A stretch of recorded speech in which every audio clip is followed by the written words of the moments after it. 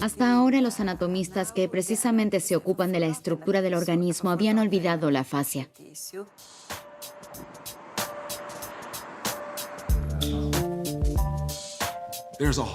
Existe un sistema completo, el cual no hemos investigado como tal.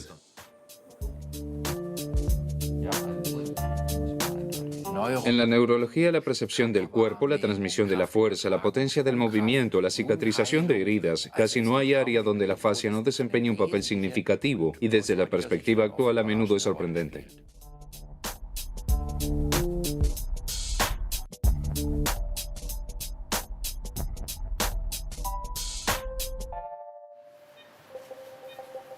Fascia. ¿Qué es? Un tejido conectivo oculto que está en todo nuestro cuerpo, justo debajo de la piel y más profundo. Alrededor de 20 kilos de nuestro peso corporal está conformado por este tejido blanquecino. La fascia envuelve nuestros músculos, tendones y órganos. Es lo que une nuestros huesos. Durante siglos la fascia fue pasada por alto y subestimada. De repente está en boca de todos, pues parece que desempeña un papel fundamental en nuestra salud. ¿Se encuentra aquí la causa y la solución de la dolencia más común, el dolor de espalda? La búsqueda de esta respuesta nos lleva por el mundo entero. En Maine, en los Estados Unidos, Thomas Myers capacita a terapeutas. Es pionero en cuanto al estudio de la fascia y ha escrito un novedoso libro sobre esta, Anatomy Trains. Cree desde hace tiempo que la fascia está interconectada por todo el cuerpo. Si alguien viene a verme con una inflamación en la fascia plantar, el pie, rara vez la solución más eficaz sea solo tratar esa fascia. Puedo conseguir una mejora duradera si trabajo en la parte baja de la pierna o arriba, en los músculos del muslo, o incluso en la parte trasera de la cabeza o el cuello, porque todo es parte de un sistema. Myers está convencido de que la fascia, este tejido misterioso, está interconectada en nuestro cuerpo por innumerables líneas. Desde la cabeza a los pies, de una mano a través del hombro a la otra, incluso en espiral por todo el tronco. Él asegura que si se siente una punzada en una zona, la causa suele localizarse en un lugar completamente diferente.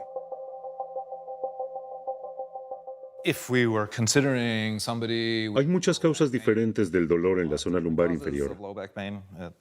Estas pueden tener que ver con el arco del pie, con las rodillas o a partir de la cadera.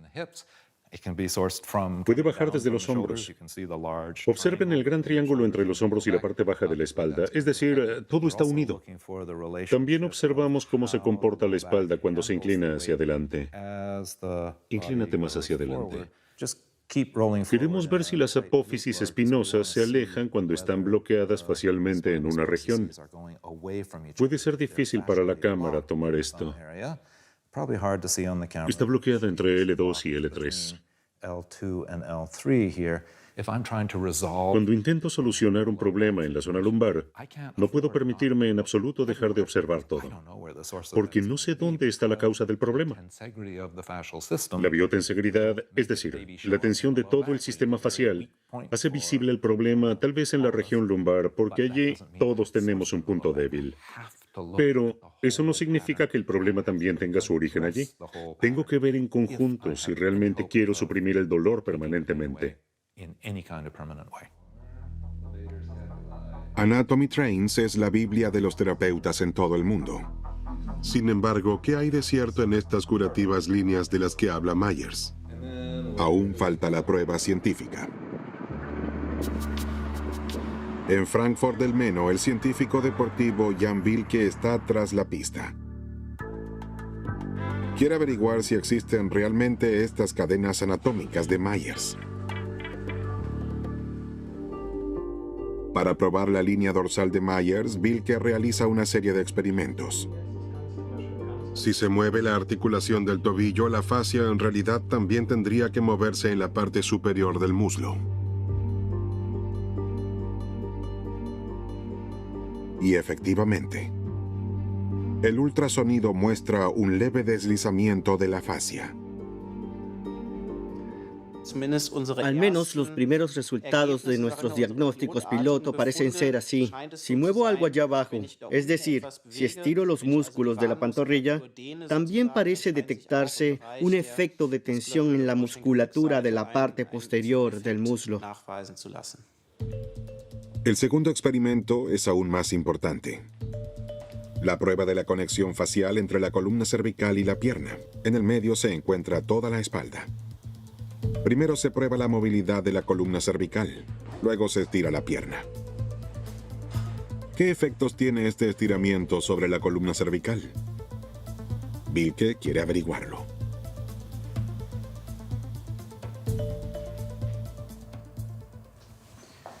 Bien, ahora observemos los resultados. Estos son los promedios correspondientes a las 5 repeticiones que acabamos de realizar. 108 grados es el rango total de movimiento, promediado con las 5 repeticiones, 4 grados más que en la prueba anterior. La flexibilidad ha mejorado después del estiramiento de los músculos de las piernas, por lo que tenemos una mejor flexión y extensión de la cabeza en el área de la columna cervical, y eso podría ser una indicación de que hay un efecto de transmisión mecánico desde las piernas hacia arriba hasta la columna cervical. Aunque no han sido probadas todas las líneas de conexión, el trabajo con un rodillo de espuma en el muslo sin duda tiene efectos sobre una región del cuerpo mucho más alejada, como por ejemplo el cuello. Wilke supone que la fuerza no solo se transmite verticalmente, sino también horizontalmente.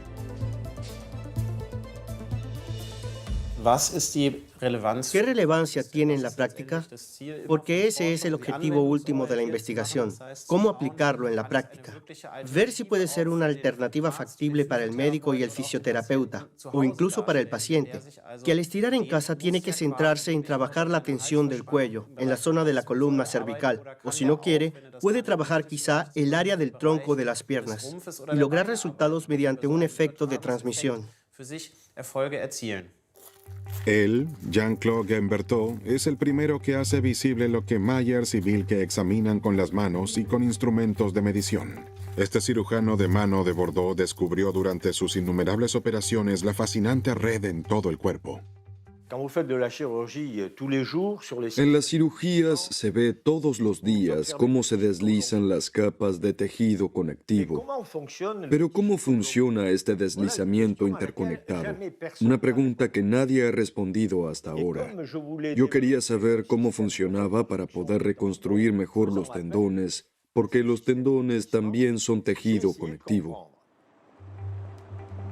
En el Instituto de Cirugía de Manos y Pies de Burdeos, Guimberteau hace que el mundo de la fascia que ha descubierto bajo la piel sea visible.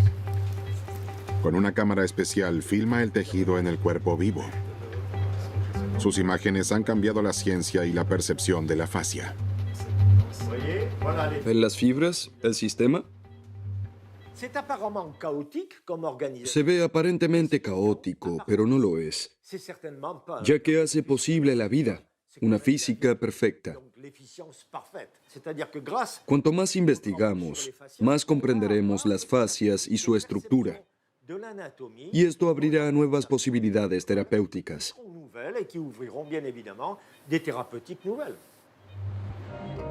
Padua, una de las ciudades más antiguas de Italia con una de las universidades más antiguas de Europa. En estos venerables salones, Galileo Galilei anunciaba que no todo gira en torno a la Tierra. Y aquí la primera mujer realizó su doctorado en 1678. Un lugar de revoluciones, incluso en la actualidad, porque aquí es profesora de anatomía Carla Stecco. Ella imita a sus antepasados, que aquí en la antigua sala de anatomía investigaron el interior del cuerpo humano contra la prohibición de la Iglesia, así como hoy, Stecco es una de las primeras en el mundo en investigar la fascia. Mi padre fue uno de los primeros que se interesó en la fascia y en cómo tratarla. Por eso, en nuestra casa siempre se hablaba del tema. Pero al principio no estaba realmente segura de lo que éstas hacían. Así que comencé a interesarme por la anatomía de la fascia, y en particular en las disecciones, porque creo que es el mejor modo de visualizarlas y de comprender cómo funciona este tejido.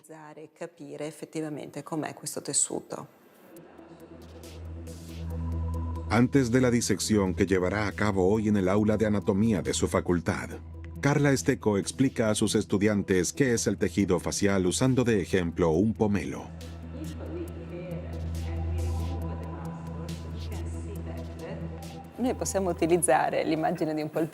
Con este pomelo podemos entender mejor qué es la fascia y cómo ésta se conecta con el músculo. Si cortamos el pomelo por la mitad, no vemos solo la pulpa, sino también un componente fibroso que divide el pomelo en láminas y que soporta el tejido en sí. En el modelo humano, muestra a sus estudiantes por dónde se distribuye la fascia en todo el cuerpo.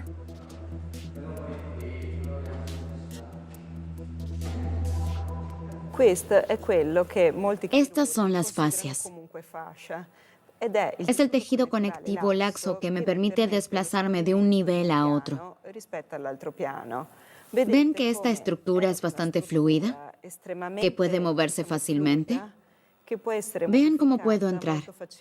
Y todo está hecho de agua, proteínas y tejidos. Miren qué bonita es. Las fascias, lo sabemos también gracias al trabajo de Carla Esteco, están en todas partes del cuerpo y en diversas formas y estados. Justo debajo de la piel se encuentra la fascia superficial. La fascia profunda envuelve nuestros músculos e incluso las fibras musculares, al igual que la piel de una salchicha. También rodean nuestros órganos, los encierran como una piel blanquecina. Hasta nuestro cerebro está protegido por este tejido. Incluso podemos considerar las meninges como una fascia especial, porque al fin y al cabo tienen las mismas características de las fascias que conocemos de otras partes del cuerpo. En sus numerosos estudios anatómicos, Carla Esteco creó un atlas de la fascia, el primer atlas de su especie.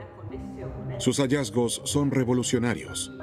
Por primera vez en la historia de más de 400 años de anatomía médica, la fascia es incluida sistemáticamente en su conjunto en el cuerpo humano.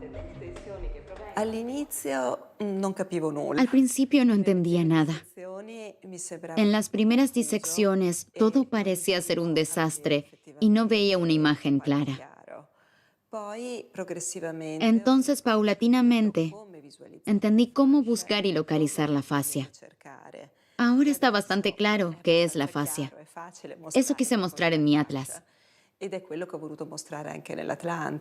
Esteco investiga la llamada toracolumbar, la fascia más grande de la espalda. ¿Encontrará aquí lo que causa el dolor de espalda de tantos pacientes? En esta región de la zona lumbar hay una zona que es crítica y no es de extrañar que el 80% de las personas se queje del dolor de espalda. La gran fascia toracolumbar, los investigadores todavía no pudieron descifrar todos sus secretos. Pero su importancia para muchos problemas de espalda es cada vez mayor. Esta que hemos logrado aislar es la fascia toracolumbar. Es la fascia profunda de mayor importancia que tenemos en el cuerpo. Actualmente está siendo muy estudiada porque parece ser el origen del dolor de espalda no específico. La fascia toracolumbar es una de las fascias más importantes de nuestro cuerpo. Sin embargo, ¿cómo puede ser que una fascia cause dolor? ¿Por qué este colgajo de tejido siempre nos causa problemas? Esto es lo que quiere saber Robert Schleip, uno de los investigadores más reconocidos de la fascia en Alemania. Desde que sabe cómo está interconectada la fascia en nuestro cuerpo y lo importante que es el ejercicio para el tejido conectivo, salta la cuerda diariamente durante varios minutos. Este psicólogo y terapeuta corporal se dedica a la práctica, como a menudo ocurre con quienes investigan la fascia. Pero quería saber con qué estaba trabajando exactamente, así que se tomó un tiempo para dedicarse por completo a la investigación científica. Realizó su doctorado sobre el tejido facial en el Instituto de Fisiología Aplicada de la Universidad de Ulm, en Günzburgo. Sus hallazgos son premiados. Para mí esto es una historia de cuento de hadas, porque la fascia realmente era el tejido Cenicienta, así como el pequeño gordito del que siempre se rieron y ahora de repente es apreciado. Para mí esto es una historia conmovedora y también muy real. Antes la fascia era el órgano desechable. En la anatomía clásica, uno estaba contento de haber diseccionado lo suficiente este órgano incoloro y pegajoso como para tener ya delante los verdaderos músculos y órganos. El hecho de que este órgano sin estructura haya empezado a estudiarse en los últimos años es un cambio muy emocionante. Schleib quiere saber cuáles son las diversas tareas y funciones de la fascia, por tanto tiempo subestimada. ¿Y de qué se compone realmente este tejido blanco fibroso?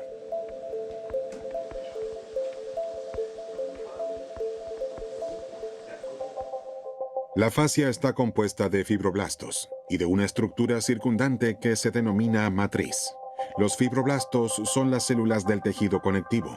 Estos producen, entre otras cosas, fibras de colágeno, de las que en gran parte está compuesta la matriz. Se puede decir que con el colágeno la fascia construye su casa.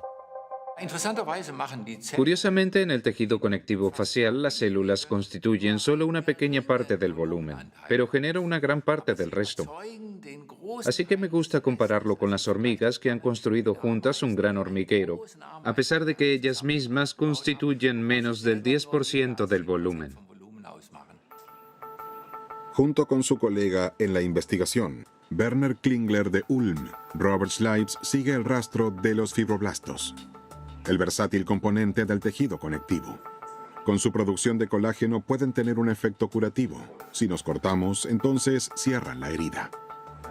Sin embargo, demasiado colágeno también puede tener un efecto perjudicial. Schleib y Klingler han investigado cómo cambia el tejido en un brazo que fue enyesado después de una lesión. Su estudio demuestra lo importante que es el movimiento para la fascia. Aquí se ve cómo después de 3 semanas con el yeso, el tejido comienza a crecer excesivamente por la inmovilización, es decir, la falta de ejercicio. La imagen A de la izquierda muestra el tejido sano y sin daños antes de colocar el yeso en el brazo. La imagen B se tomó después de 3 semanas con el yeso. Se ve bien cómo el tejido ha cambiado. Está enmarañado. La estructura es gruesa y caótica. Los datos recogidos muestran claramente que la falta de ejercicio lleva a un exceso de estas estructuras de tejido conectivo y por lo tanto a una pérdida de función. Esta es en principio la conclusión determinante con todas sus consecuencias. Significa que el movimiento es necesario para mantener nuestra fascia en buen estado. La falta de ejercicio y las malas posturas pueden hacer que la fascia se endurezca tanto que incluso oprima los nervios y los músculos. Se dice que el ejercicio en cualquier forma nos mantiene saludables. El movimiento también es esencial para nuestra fascia. Esta necesita estimulación regular para no adherirse o incluso volverse rígida. Hemos aprendido eso. En las personas que trabajan sentadas en una oficina y no lo compensan con actividad deportiva, la fascia se adhiere y a menudo sufre de dolor de espalda. ¿Existe entonces tal vez una conexión entre la fascia adherida y el dolor de espalda? Para averiguarlo viajamos a Boston. Aquí tuvo lugar hace 10 años el primer Congreso Mundial sobre la Fascia. En aquel momento estuvo presente Helen Langevin del Instituto Médico de Harvard. Ella es una experta en la fascia desde sus inicios. Originalmente era médica clínica. A menudo tenía que enviar a sus pacientes con dolor de espalda crónico de regreso a su hogar sin poder hacer nada. Ella quería cambiar esto. Hay muchas personas con dolor de espalda crónico, pero si se hace una radiografía de la columna vertebral del paciente o una resonancia magnética, los resultados son normales y no indican lo que desencadena el dolor. Y por el contrario, muchos tienen una resonancia magnética que se ve horrible, con discos intervertebrales dañados, pero no sienten dolor. Entonces nos preguntamos si la fascia lumbar podría desempeñar un papel, porque es una estructura enorme en la espalda que conecta los hombros con la cadera, una gran área de tejido conectivo.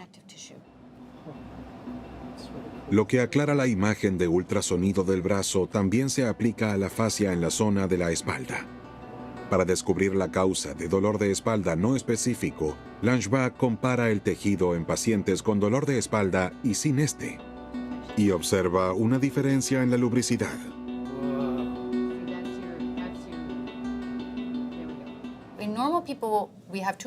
En las personas sanas existen 2 capas en la fascia lumbar y estas deberían poder moverse más del 65% de su longitud cuando la espalda se mueve.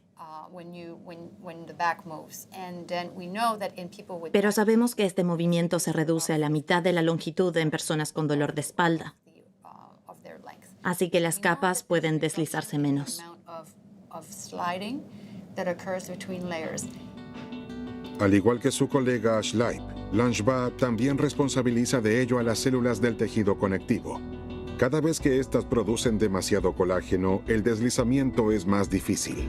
En un experimento con ratas, Langevin demuestra que el ejercicio puede detener esta superproducción. Hacemos experimentos con animales a los que les causamos una lesión muy pequeña. Entonces, vemos 2 grupos. Uno hace estiramientos suavemente 2 veces al día y el otro no. Con esto, descubrimos que la inflamación en los animales que se estiran sana más rápido y las lesiones desaparecen. Por lo tanto, a través de ejercicio y los estiramientos, las heridas también sanan más rápido. Langevin puede encontrar la razón de esto bajo el microscopio. Los fibroblastos se expanden hasta 200%. Y no solo eso. Las células estiradas también envían señales que relajan el tejido. Eso fue completamente nuevo. Hemos descubierto que la rigidez del tejido conectivo es regulada activamente minuto a minuto por los fibroblastos. Las células influyen en la tensión del tejido de forma activa y dinámica. Esto es significativo cuando pensamos en la acupuntura, por ejemplo. De hecho, los fibroblastos reaccionan, se expanden y esto relaja los tejidos, al igual que en un estiramiento. El estiramiento activo, así como la acupuntura, tienen un efecto relajante en las células y por lo tanto en el tejido adherido, incluso en el caso de problemas de espalda. Por lo tanto, podemos hacer algo activo contra nuestro dolor, pero que nos enferma además del ejercicio insuficiente y una mala postura. Langevin investiga la relación entre movimiento, estiramiento y problemas de espalda, mostrando con ello formas de curación. Robert Schleip lleva a cabo otros análisis de causa.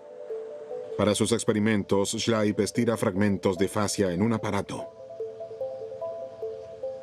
Estas son las fascias vivas, se podría decir. Ahora le colocamos diferentes sustancias bioquímicas. Por ejemplo, aquellas que están activas en la cicatrización. Entonces vemos cuánto puede contraerse la fascia sola, independientemente de los músculos y nervios. Hay resultados bastante sorprendentes. Las fascias se contraen visiblemente en respuesta a las sustancias añadidas. Es decir, las fascias reaccionan de forma completamente independiente de los estímulos musculares o nerviosos. Y no solo eso. También fue emocionante descubrir neurotransmisores que no solo reaccionan a la inflamación, sino también al estrés emocional. Ese fue lógicamente un gran avance para nosotros, porque esto lo conocíamos de la investigación clínica, donde la fascia también reacciona a ello, pero muy lentamente y a largo plazo. Robert Schleip proporcionó con esto la prueba científica de lo que desde hace mucho tiempo sentían la mayoría de las personas con problemas de espalda. El estrés emocional puede desencadenar contracturas y dolor. El malhechor se denomina TGF en círculos profesionales y es un neurotransmisor que responde al estrés. Esta es una visión innovadora. Si estoy tenso durante semanas y nunca me relajo cuando duermo, entonces no son principalmente las fibras musculares rojas las que están tensas, porque esas se pueden relajar rápidamente, sino que se tensa el tejido facial blanquecino, por ejemplo, la envoltura alrededor del músculo. Y si se considera el músculo como una salchicha, los terapeutas manuales pueden palpar que no es el contenido el que está duro, sino la piel, y ese sería el mecanismo que estamos investigando ahora. En Walpole, Maine, Thomas Myers capacita a fisioterapeutas, masajistas y profesores de yoga de todo el mundo. Quiere sensibilizarlos a la percepción de la red facial en su propio cuerpo, transmitir sus muchos años de experiencia.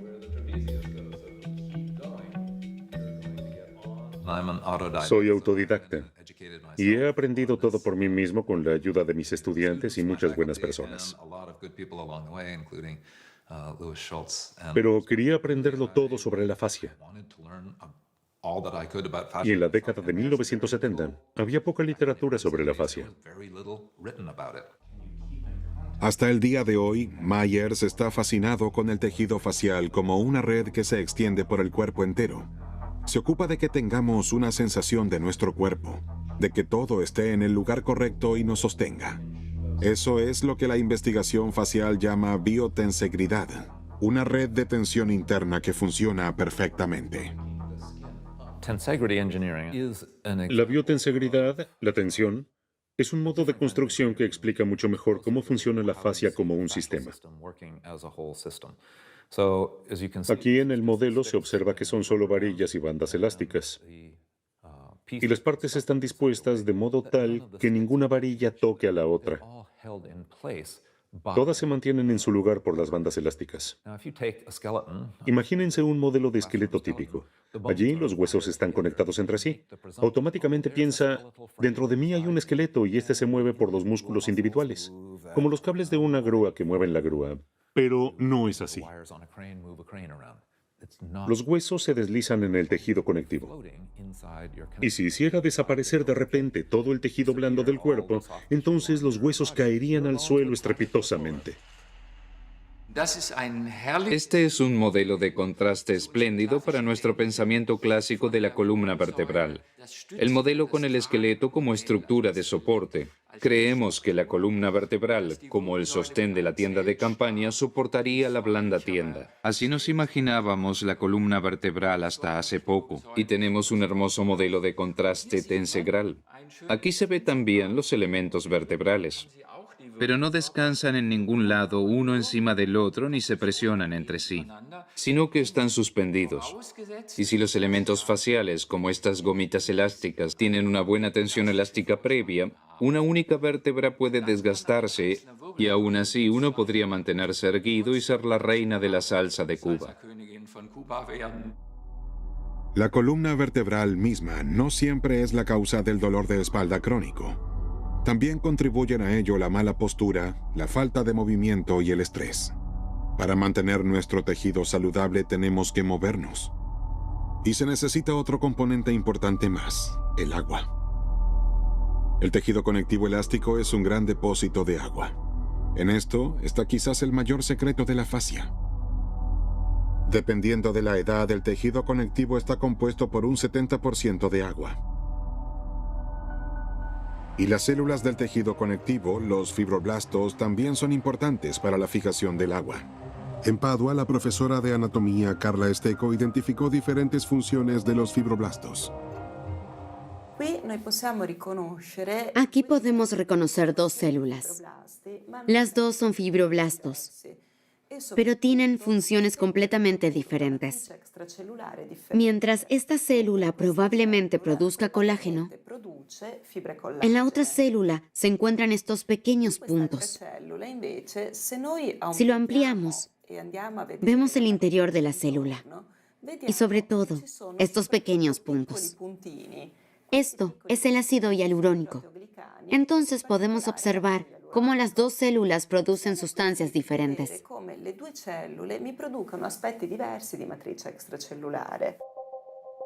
El hialurón es el lubricante de nuestro tejido conectivo.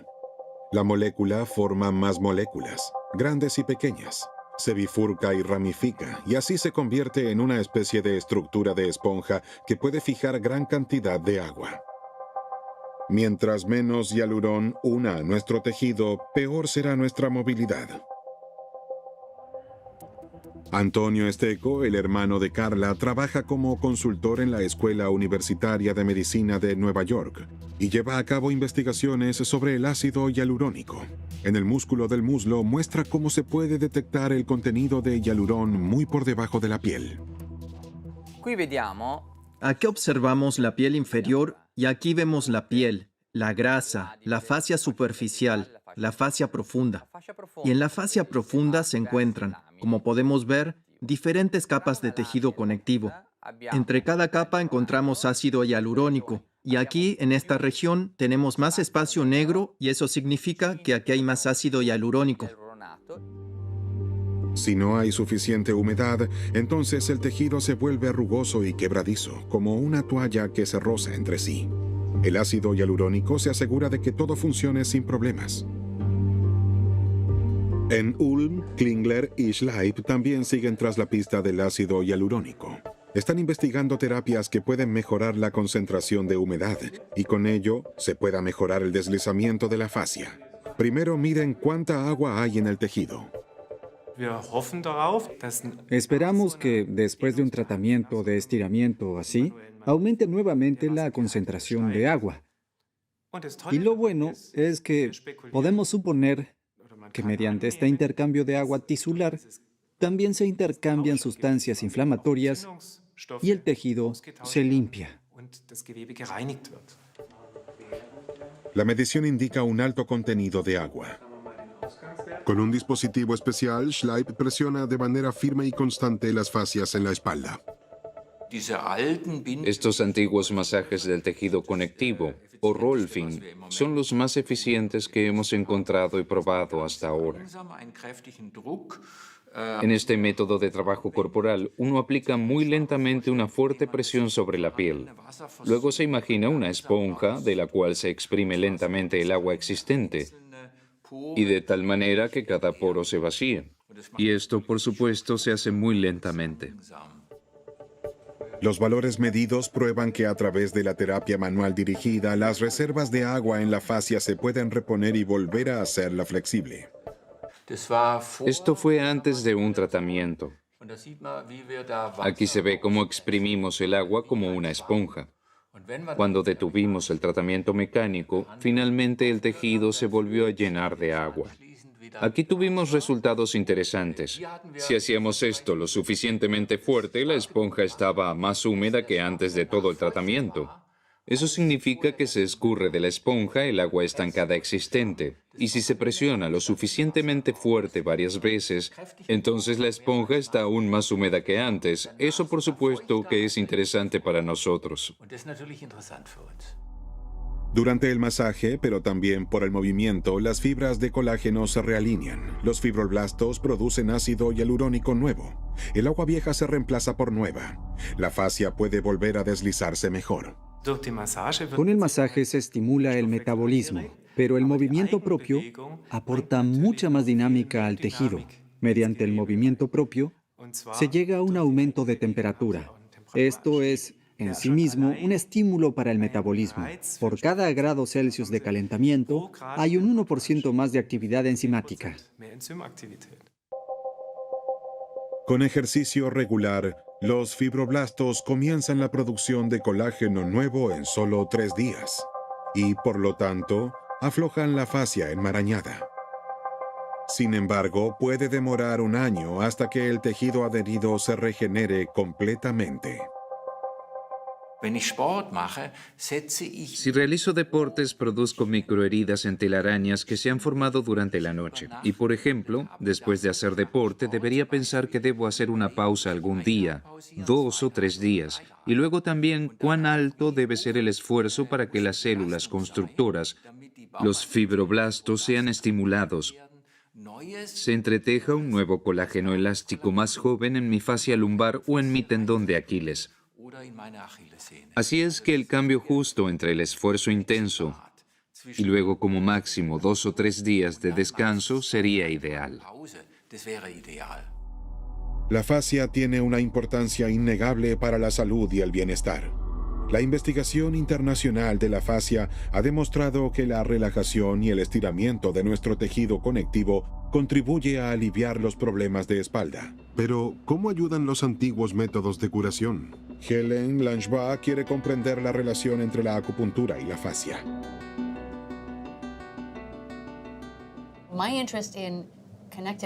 Empecé a interesarme en el tejido conectivo y luego en la fascia cuando estaba estudiando acupuntura.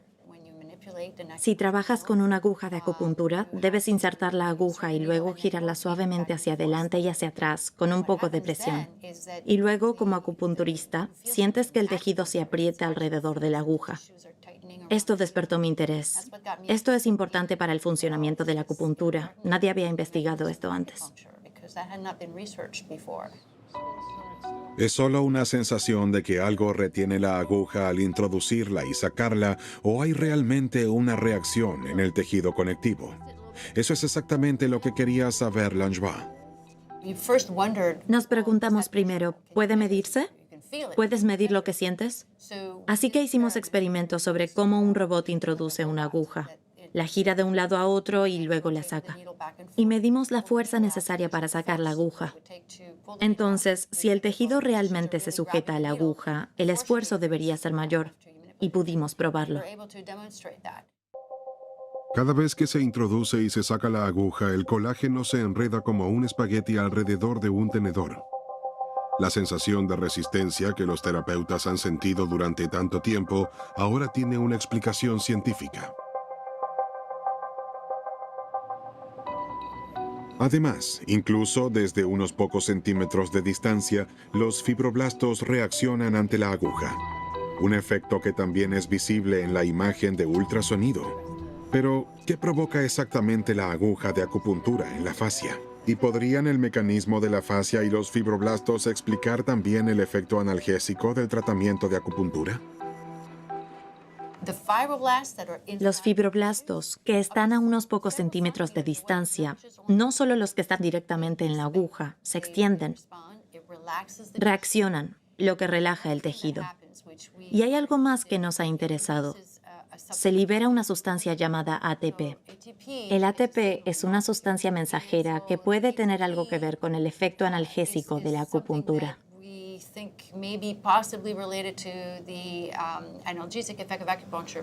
De esta manera, la investigación moderna proporciona pruebas de antiguos métodos de curación. Mientras que hasta hace algunos años el dolor de espalda se centró principalmente en el disco intervertebral, el asunto se dirige cada vez más a la fascia como desencadenante de las afecciones crónicas. La investigación del dolor está interesada en saber hasta qué punto el tejido facial puede abrir opciones terapéuticas completamente nuevas. Siegfried Menze, en la Facultad de Medicina de Mannheim, fue uno de los primeros en reconocer la importancia del tejido facial. Quería saber en qué medida la fascia misma es sensible al dolor. Tendría que haber nervios de dolor que se encuentran directamente en la fascia. Para esto hemos realizado experimentos en los que hemos tratado de detectar terminaciones nerviosas individuales en la gran fascia toracolumbar. Y esta es una red relativamente densa de fibras nerviosas. En estas estructuras semejantes a puntos, llamadas terminaciones nerviosas, se ha detectado la sustancia P. La P para la palabra pain en inglés, dolor. Los pequeños puntos visibles son receptores de dolor. Sin embargo, ¿cómo se puede saber si el dolor proviene de la fascia y no del músculo? Después de todo, las fascias y los músculos son casi inseparables. Con unas pinzas de relojería se estimula específicamente a la fascia para probar la sensación de dolor. Finalmente, se estimula el músculo. Se vuelve a medir el dolor. Entonces se compara. ¿Es la fascia o es el músculo?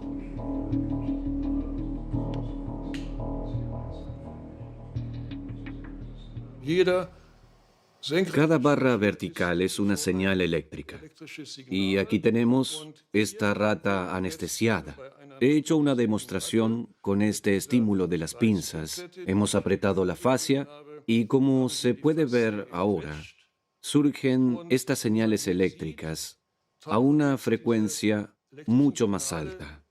En cualquier caso, lo que se puede decir aquí es que la influencia que tiene la fascia en esta célula nerviosa es significativamente mayor que la influencia de los receptores en el músculo. Las fascias están atravesadas por innumerables receptores de dolor, y esto hace que el tejido conectivo sea nuestro órgano de percepción más sensible. Esto podría demostrarse de forma inequívoca. Y al igual que Schleid, Menze y su equipo suponen que el estrés afecta directamente el tejido facial. Y es ahí donde entra en juego el sistema nervioso simpático o toracolumbar. El sistema simpático es parte del sistema nervioso autónomo.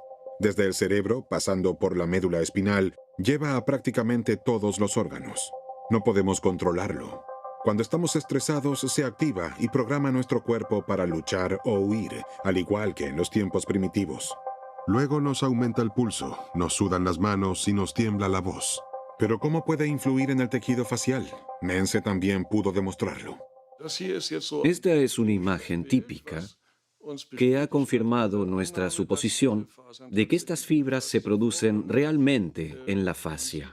Aquí se ve una red de fibras nerviosas y si se acerca más la imagen, se ven de nuevo esas pequeñas extensiones puntuales de estas fibras y hay una alta probabilidad de que sean fibras simpáticas, lo que equivale a decir que si estas fibras son estimuladas por el estrés, por ejemplo, entonces se liberan sustancias que conducen a la contracción de los vasos sanguíneos.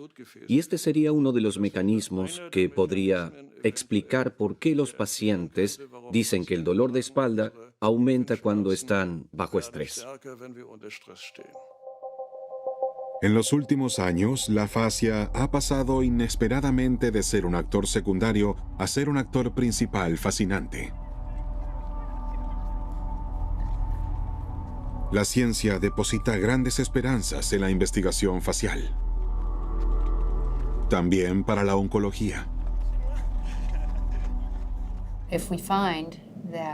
Si el estiramiento puede mejorar la fibrosis y la inflamación, entonces es lógico preguntarse si también podemos reducir el desarrollo del cáncer.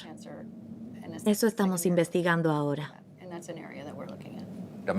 No habría esperado que el campo de la oncología sea uno de los más actuales donde fuese necesaria la investigación de la fascia y por lo tanto ofrezca una gran contribución. Es decir, no quiero determinar cómo será el futuro ya que tiene preparado un buen número de sorpresas. Los hallazgos en la investigación de la fascia muestran que no solo este tejido conectivo, hasta ahora poco investigado, es la causa de enfermedades y dolores inexplicables, sino también una fuente inagotable de curación.